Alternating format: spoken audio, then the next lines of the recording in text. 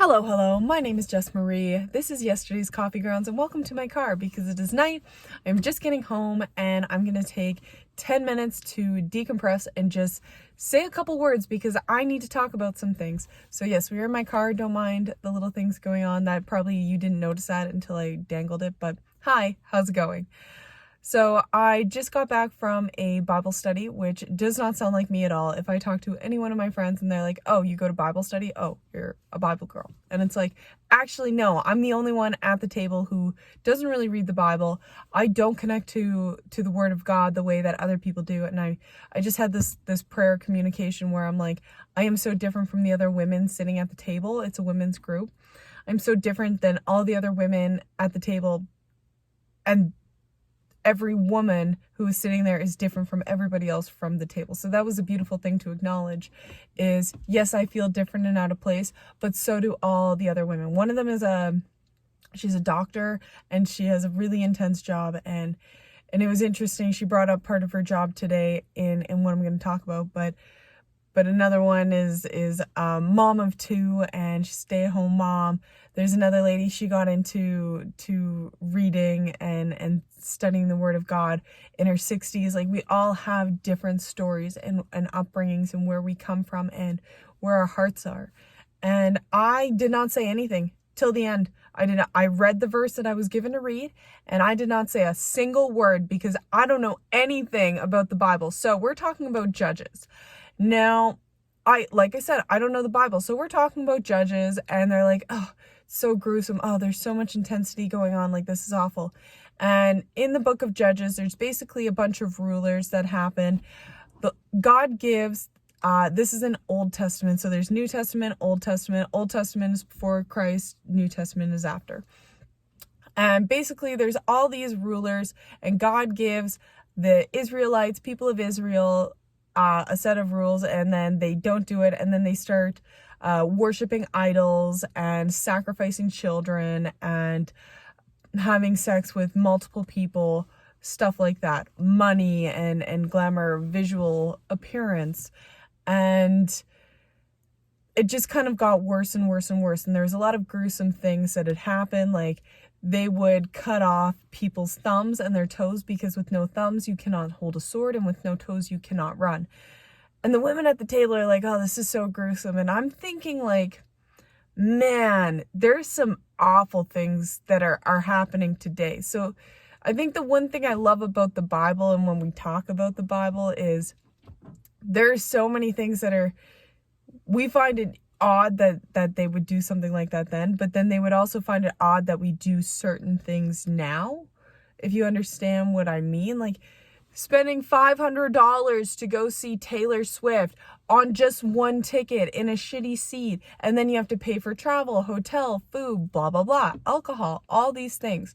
So it got me thinking. I'm sitting there thinking, oh, we're talking about idols and how people worship many gods, and like I can get behind that. To tell you the truth, if people want to worship the sun and the river, like do your thing. If that makes you happy and you find meaning in your life through that, I think that that's okay. That's where I feel like I really differ. They're talking a lot of there was witchcraft that was talked about in there. I wouldn't say I've dabbled in witchcraft. I don't think I'm even on the realms of that, but I definitely, when I pick a herb and I grew that herb from the garden, I'm very connected to that herb. And yes, I do thank the herb for, hey, if mint tea, we'll just take mint tea, basic tea.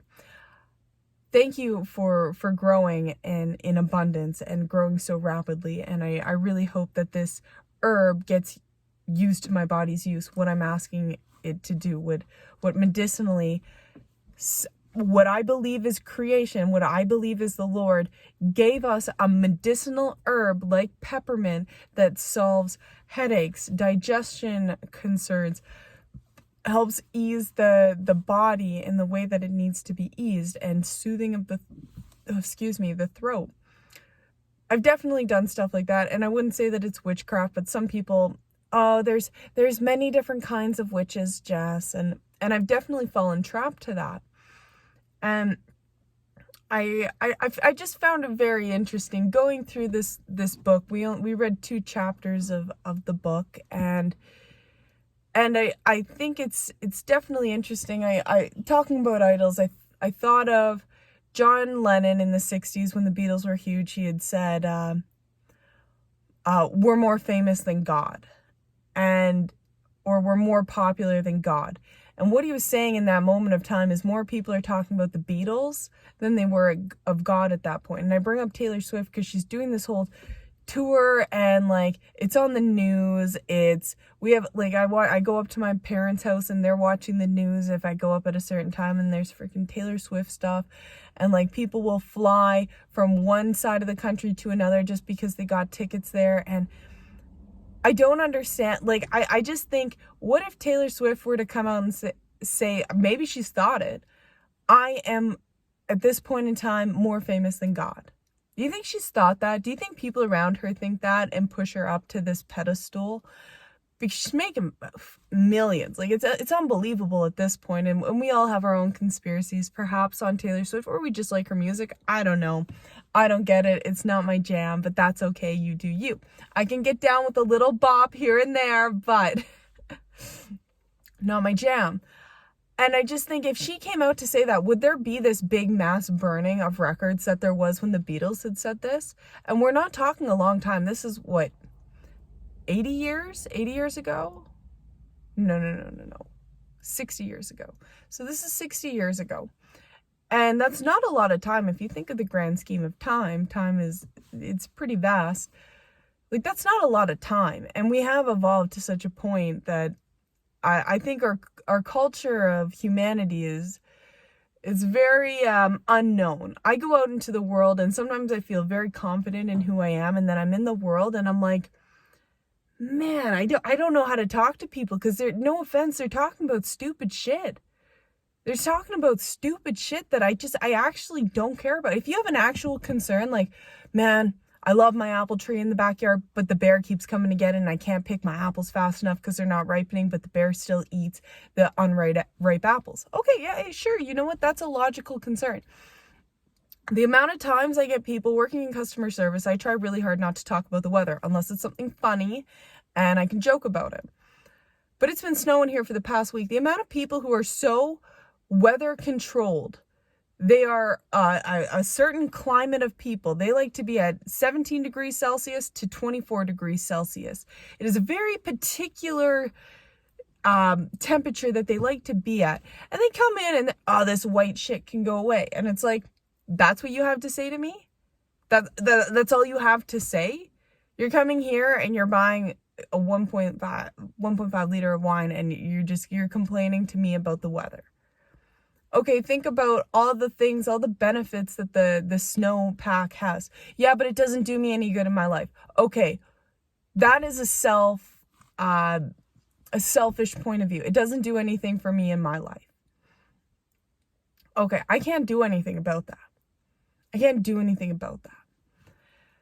But it happens all the time. It happens, like I said, I work in customer service. I hear it all the time. You probably hear it with whatever job if you work retail, if you work sales, if you work construction, if you work even doing taxes in the office. People make small talk, and it's a lot of times I don't like small talk because it's meaningless. It's pointless. And I'm not saying that we have to talk about something radical, but give me information that fuels my brain. That's where I'm very stubborn in my mind, and I actually started deteriorating because I wasn't having these conversations to fuel my mind. I broke down, I became lazy, I started watching crap on YouTube, and my brain and my music that isn't fueling my brain, and I just kind of sunk down low. And I think if you watched a couple of my videos from the past couple of months, you could probably see that. You could probably witness that. And one thing I'm sitting in this Bible study today, and I'm really thinking about what do I idolize in my life?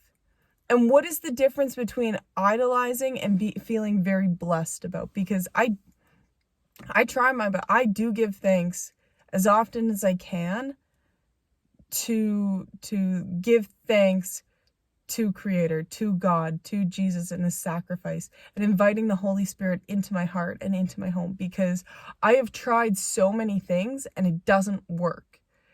And I'm trying to take that leap and trust and listen to him. When he tells me something, I'm like, yeah, I hear you. Hey, Jess, don't take that drink. Don't have a glass of wine. I'm like, okay, yeah, but I'm just gonna have one and it's gonna be okay. And he's like, go for it. You use your free will, Jess, and tell me how you feel after. And I'm like, I feel like shit. I feel like shit. Sorry. So I just thought it was interesting, and one thing we talked about yesterday, today's Monday, yesterday was Sunday, so I went to service, and usually I'm upstairs with my son and hanging out with him and all the other kids. One of my good friends, she's like, Jess, go downstairs. Go listen to the service, I'll hang out with Levon. Levon starts crying, and I go up halfway, and she's like, Jess, go downstairs. If she swore, she would have dropped an F-bomb there. She would, Jess, get the fuck downstairs right now. So I'm going down there, and really what the service was about was, what is your identity? And is that identity aligned with God? Do you feel like you have purpose? What is your purpose?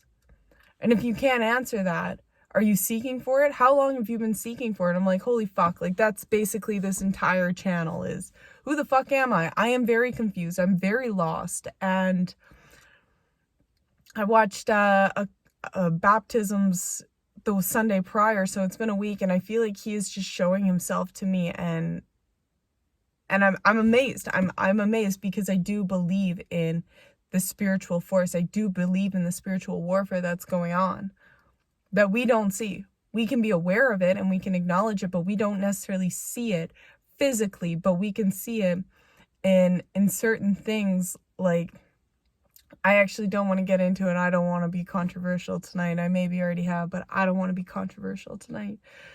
I can pull many examples of spiritual warfare and what's going on in the world. Even in my own relationship, I've seen it happen, and I basically almost destroyed my relationship, potential marriage, and destroyed my kid because I spiritual warfare. And I don't want to do that. I don't want to be that person. I want to be a person of truth and integrity. And what better person to follow? Even if you don't fucking believe in Jesus Christ, what better person to believe in than this man? What a beautiful human to, if you're going to worship anybody, why not this man who lived a perfect life? Yes, we will always fall short. We will always fall short. But I feel that love in me. I got through pregnancy. I got through my birth because I held hands with this man, this spirit of Jesus. He walked me through my whole pregnancy. And when I was in pain, trying to go through labor, he took me out of my body and we sat on a boat in cool water. And he's like, hey, you're bringing in this life force. Isn't this amazing? And I believe in that. And it's not, everybody has their own journey and their own destination. And I feel like I'm finally coming to terms and accepting him into my life. As somebody, I worked at an art gallery for a while, and fuck you, COVID 2020, that I lost this job because they couldn't do galleries anymore. But I worked at this art gallery. It was fucking cool. It was all wood building, old school Danish couple who moved here and built it 40 years ago. Super cool gig. And the old lady who had worked there for a long time, she was there 35 years, basically from the beginning. She had said to me, Jess, you know what? I don't think you need God in your life. You sound like you have God. I think you need Jesus. And I'm like, well, okay, I guess I'll invite him in my life. But it's a really interesting relationship that I have. And I bring up all these women and the way that they talk about the Bible. I'm like, yeah, I'm not called to that. I wish I knew the word to be able to talk about it, but I can only talk from my personal experience and the love that he has for me and the grace that he has for me and the things that I have done and probably will happen down the road, stupid things that I will do and things that are actually awful and on the side of not love. I know that he loves me, and I do genuinely believe that. I do believe in the spirit, and there's body, mind, and spirit. It's just it's a saying for a reason. It's not just la da da. It's body, mind, and spirit. Okay, where is the spirit? I don't want my spirit floating around anymore. I've let my spirit go for a long time. I don't want it floating around for anything to come at it. I want to stay true to the light. What I believe is the light. I'm not asking anyone to do that. I'm not there. And if somebody decides to, that's beautiful. Find someone who knows what the fuck they're talking about if you're looking to be discipled and interested in finding the love of Christ. I'm not that person, I don't think. Maybe I'm that person. I don't know. I'm just going through my own motions and my own journey, and I want to believe I'm saved.